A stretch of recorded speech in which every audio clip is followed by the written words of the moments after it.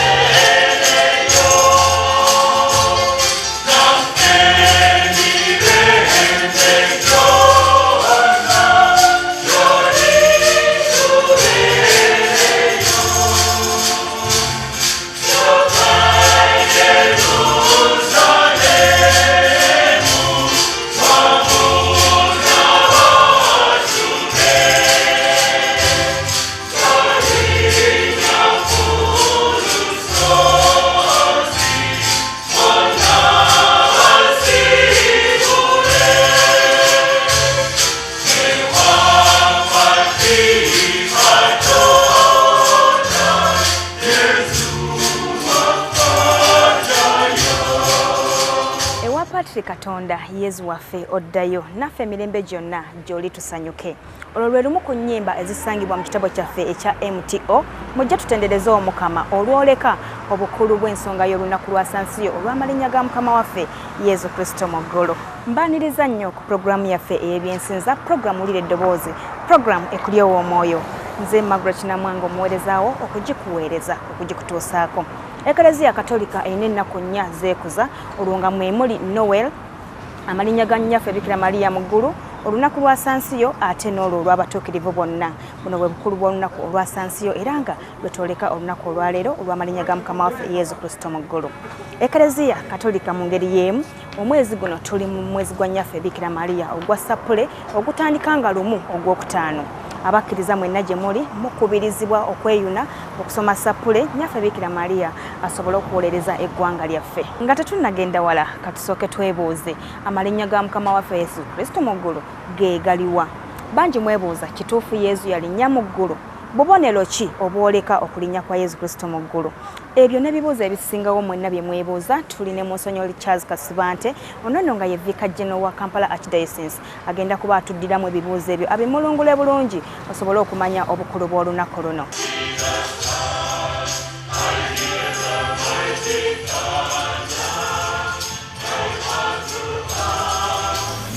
Mukama waffe Yesu Kristo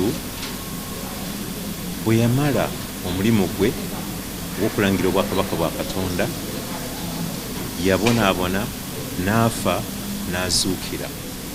Bwe yazuukira waayita ennaku 40 mwe yalabikiramu abayigirizwa be ng'amaze okuzuukira.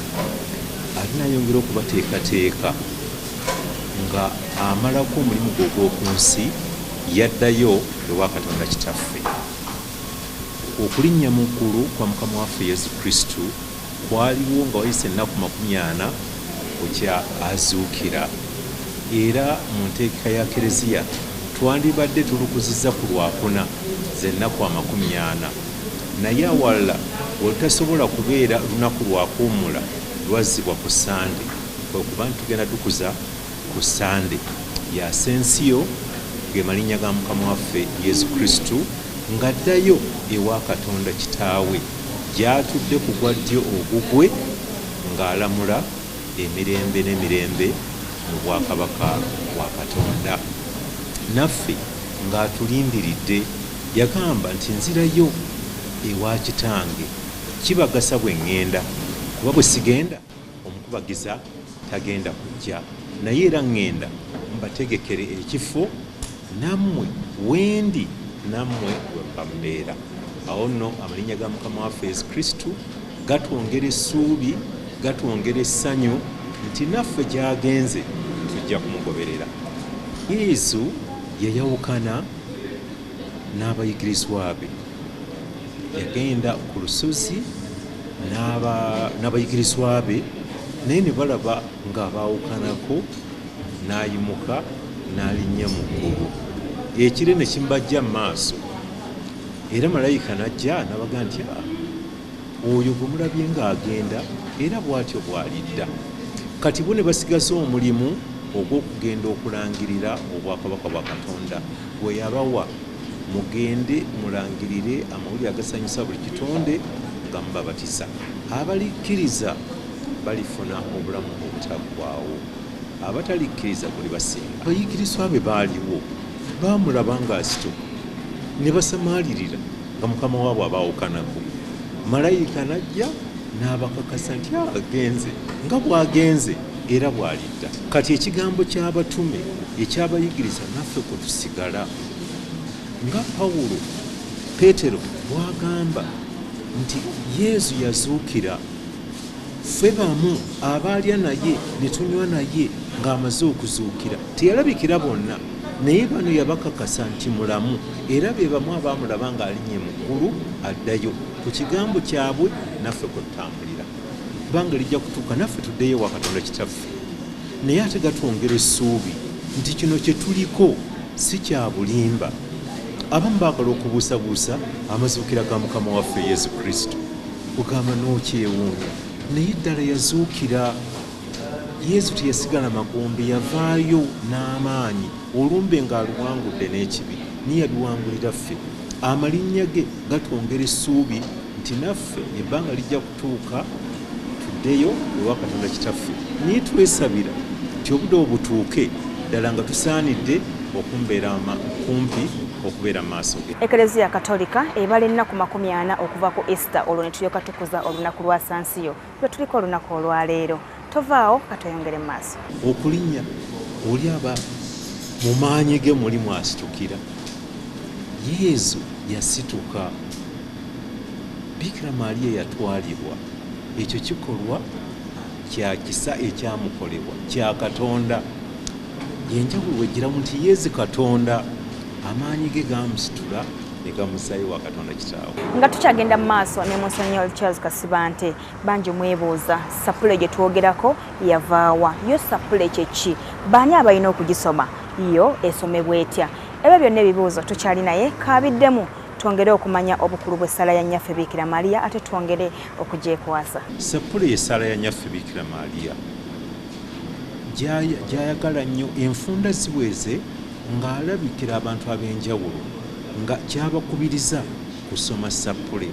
Ne Kereziya n'atoolayo emyezi 2, ogwa Maayi n'ogw'Oktoba, gibeere emyezi gya Nnyaffe Bikira Maaliya mwe tusomera sapule mu ngeri y'enjawulo.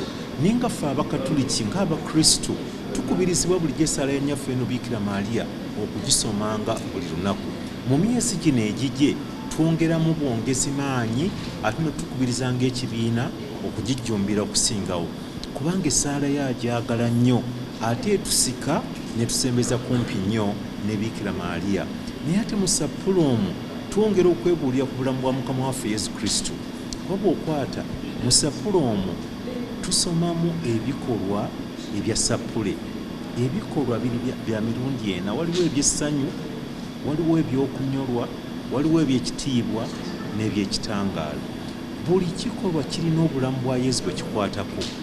Ebyessanyu bikwata ku bulamu bwo obw'obuto, ebyokunyolwa bikwata ku bonaabonaako, ebyekitiibwa bikwata ku kuzuukira kwe n'okulinnya kwe mu ggulu, ebyekitangaala Kitaffe Omutukuvu Paapa kati omutuukirivu Yohana Pawulo yabigattako ng'alaba waliwo akataakwatibwako y'enjigiriza ya Yesu okulangirira obwakabaka bwa Katonda mwe muli ebikolwa eby'ekitangaala.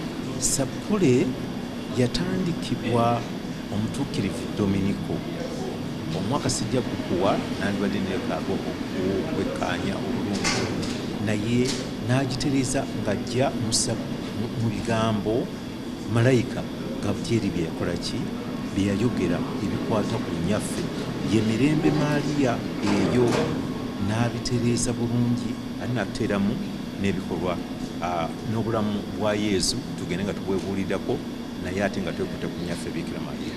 Olunaku lwa Sansiyo, olunaku lw'amalinnya ga Mukama waffe Yesu Kristo, lunaku lukulu, lwe lumu ku nnaku ennya ez'etteeka mu Bukristu mu kukkiriza kwaffe Okukatoliki. Awo nno tulwetegekere bulungi ate tutwongeremu essuubi, tutwongeremu okukkiriza n'okwekwata ku Mukama waffe Yesu Kristo.